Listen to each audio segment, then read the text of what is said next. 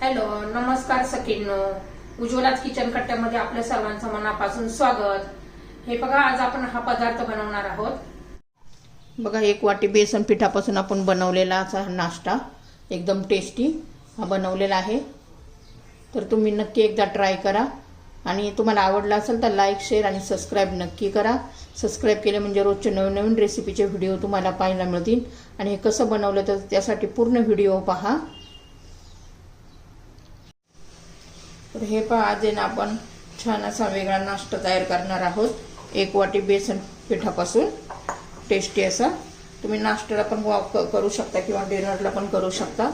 तर त्याच्यासाठी मी कोथिंबीर चिरून घेतलेली आहे, 3 हिरव्या मिरच्या चिरून घेतलेल्या आहे, 1 कांदा चिरून घेतलेला आहे. हे पण बाजूला ठेवूया. आता 1 वाटी बेसन पीठ घेतलेलं आहे. ह्याच वाटीच्या मापाने 1 वाटी आपण तांदळाचं पीठ घेणार आहोत. 1 वाटी बेसन पीठ आणि 1 वाटी तांदळाचं पीठ. तुमच्याकडे तांदळाचं पीठ नसेल तर तुम्ही रवा पण घेऊ शकता.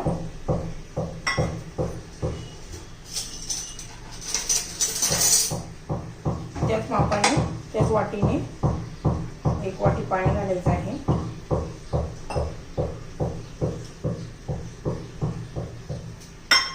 छान असं मिक्स करून घेऊया. अजिबात त्यात गुठळी राहता कामा नये.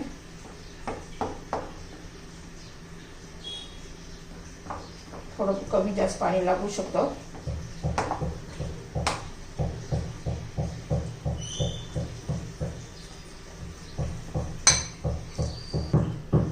तर हे पहा, ह्या पद्धतीने झालेलं आहे आपलं.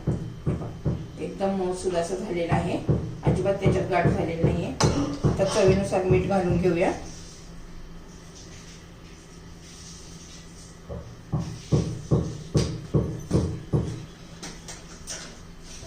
आता त्याच्यात थोडीशी हळद घालायची आपल्याला, एकदम थोडीशी घाला. त्यात थोडंसं जिरं घालून घ्यायचंय. तुम्ही ओवा पण घालू शकता.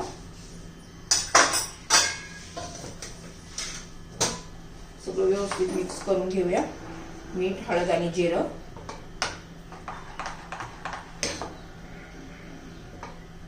खूप पातळ पण नाही करायचं आपल्याला. तर 1 वाटीपेक्षा थोडंसं मी 3-4 चमचे पाणी जास्त घातलेलं आहे. पोहे खायचा चमचा असतो आपला छोटा तो. आता याच्यात उरलेल्या भाज्या घालून, चिरलेल्या भाज्या घालून घेऊया. ही हिरवी मिरची आहे, कांदा, कोथिंबीर,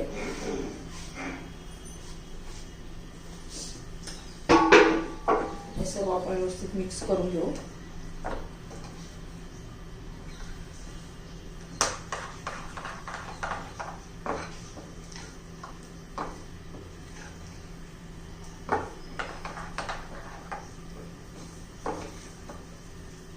ह्या पद्धतीने झालं पाहिजे बघा.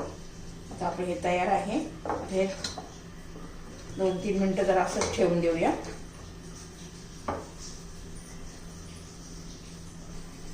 तर हे पहा, 3-4 मिनिटं झालेले आहे. आता त्याच्यामध्ये इनोचं अर्धच पाकिट घालायचं आहे. थोडंसं त्याच्यावर 2-3 पाणी घालून ऍक्टिव्ह करून घ्यायचं आहे.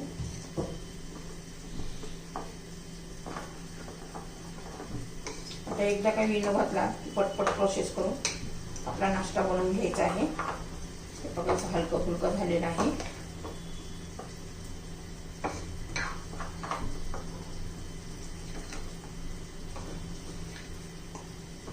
आता मी तडका पॅन गरम करण्यासाठी ठेवलेला आहे.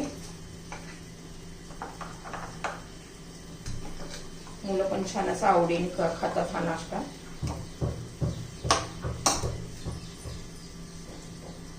तर हे पहा, आपण तडका पॅन गरम झालेला आहे. त्यात थोडंसं तेल सोडून घेऊया.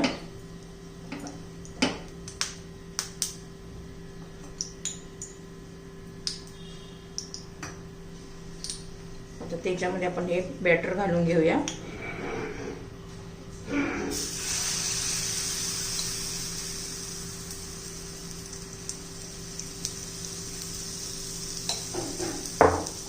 त्याच्यावर आपण झाकण ठेवून देऊ.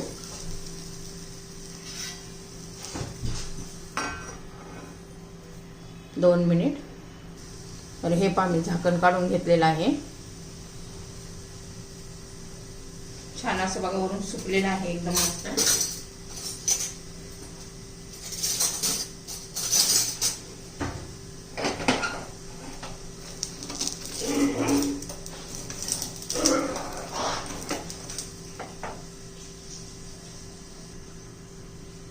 उलट करून घेऊया. हे पहा किती छान असा कलर आलेला आहे. आता पुन्हा आपण 2 मिनिटं शिजून घेऊया. पहा किती छान असं टम्म असं फुगलेलं आहे आणि टेस्टी पण एकदम भारी लागतो आपला हा नाश्ता. कधी आपल्याला भाजी भाकरी करण्याचा कंटाळा आला असेल तर आपण हे झटपट तयार करून खाऊ शकतो. डब्याला पण देऊ शकतो मुलांसाठी. हे पहा आता 2 मिनिटं झालेले आहेत. आपलं झाले का पाहूया. हे पहा एकदम मस्त टेस्टी आपला हा नाश्ता तयार आहे. आता बाकीचे मी असेच बनवून घेते.